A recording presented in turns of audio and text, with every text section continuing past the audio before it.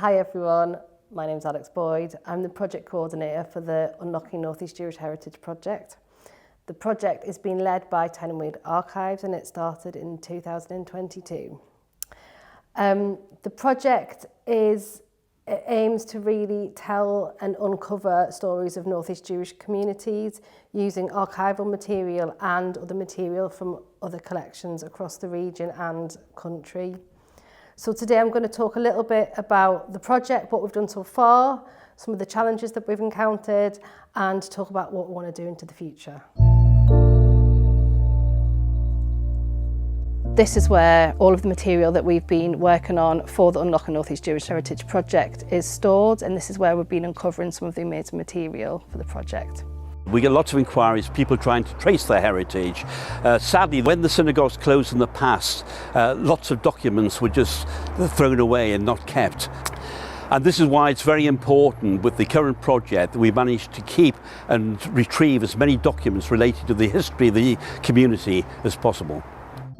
My research began by looking through periodicals that were created by the Jewish community in Newcastle in the Northeast. I now have been able to help in the mapping of where these businesses were located and what they did to serve the community. One of the main focuses of the Unlocking Jewish Heritage project is to digitise as much of the material relating to the Jewish communities of the Northeast that we hold here and in other collections across the region as possible, in order to provide that slightly easier online access. In the old days, you had to make an appointment with the Tyne and Weald Archives, you had to go in, document the item that you wanted, and you couldn't remove it from there. With digitisation, all this information will have far greater access to anyone who wants it.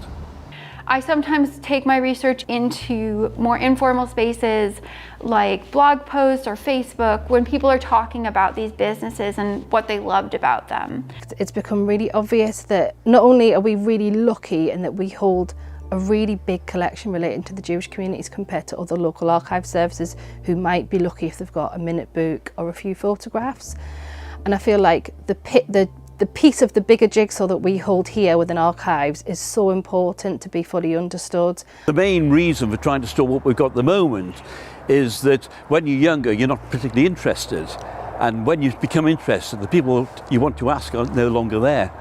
They started off in Gateshead, Simmons Furniture Store. We had to get those oral histories to tell the background of how the communities developed, where they'd come from, their life. When the community was thriving, Jewish people were very busy with the wider community. There have been several Jewish Lord Mayors in businesses, Jackson the Tailors. We were just stopped in the street by someone who was reminiscing about their first suit, which they got from Jackson the Tailor. They were looking at this location and remembering, and that's one of the reasons why this is such a valuable project. It really brings back a piece of Newcastle, a piece of history. The current problem is now that the younger members have all left Newcastle. The current membership of the community, the youngest age is about 70, and really they see within the next 10 to 15 years the Newcastle Jewish community will cease to exist. This happened in Sunderland, this happened in South Shields, this happened in Whitley Bay, and sadly it'll be happening here in the coming years. So this stresses the importance of this project to retain and digitise all the past records that we have to date. Now people will be able to go onto the website, text search by geographical location, search by theme, and find material relating to what they're interested in and flick through online. And it's not just academics who are looking at it or people who are working in archives, it's anyone. I'm thrilled to see that I will be able to access, and I think even with my technical ability, I will be able to access it and find my way around and find information and stories. And I think it is the story of a community that's most important.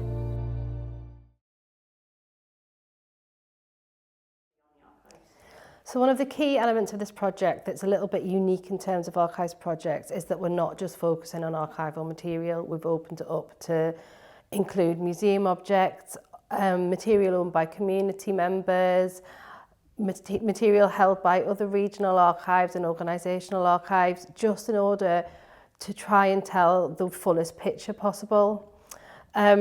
We also feel that as an archive service, we hold quite detailed information, and I think that adding things that are slightly more potentially visually interesting really adds an extra element to telling these stories in a sort of very holistic way.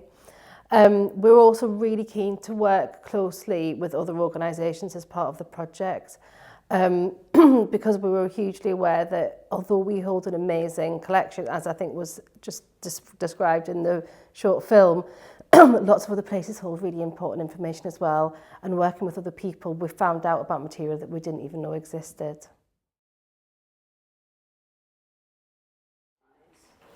So one of the main aims of the Unlocking North East Jewish Heritage Project was to digitise as much as possible of the material held here at Tyne and Wear Archives.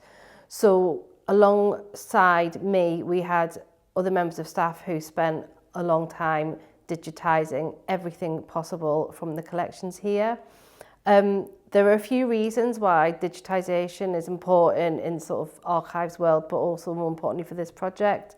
So first of all, by digitising the material, it decreases the need for people to handle the material into the future, which is really beneficial to make sure that they last for as long as possible. So another element of digitisation is that it allowed us to fulfil our want to provide as wide access as possible to this material.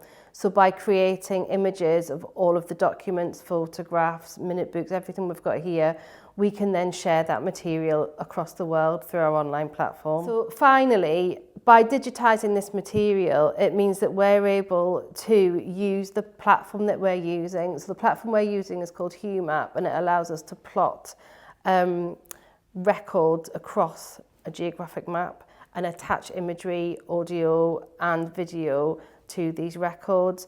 And actually, the only way that we were able to bring all of the collections that I've discussed before, so the museum objects, archival objects, audio, video, is digitally and is online. So in order to bring all of those things together, it was necessary to digitise the archival material.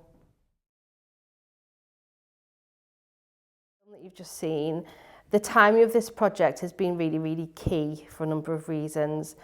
The Jewish communities in the region, including the existing community in Newcastle, have really been declining over the past 20 years.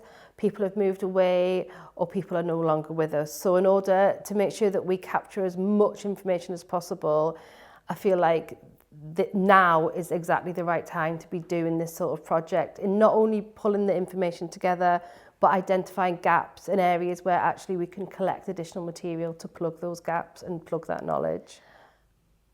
Another reason that the project happened now is that Tyne and Wear Archives are really keen to start testing out new ways that people can access the collections online. So at the moment, it's very much a text-based search system that people have to use.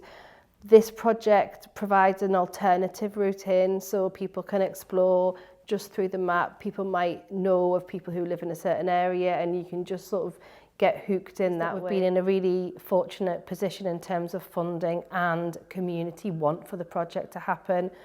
The Unlocking North East Jewish Heritage Project sort of came about as a result of another project that Tyne and Wear Archives and Museums are leading on, called the Lahav Project.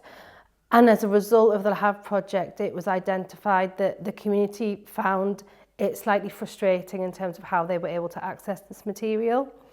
So really, this project has sort of answered and provided a way for them to access the material about their communities. So again, we've been in a really fortunate position to have that funding to use to leverage more funding for this project.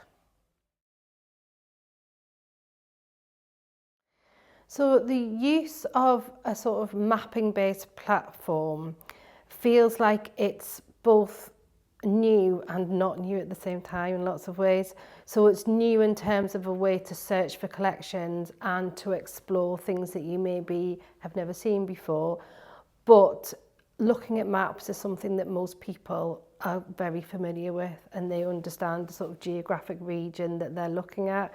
So it sort of fulfilled both sides of wanting to do something new, but something that was still really easily accessible to people who maybe aren't that technologically advanced or able. That if we were successful in getting funding to look at another element of the archives collection, we could build a very similar site, but then there is the capability to overlap the two together and to start to really build up that sort of contextual mapping and really see the layers of Newcastle or any other area. So that was another reason that we thought this was actually a really positive and sustainable route to take.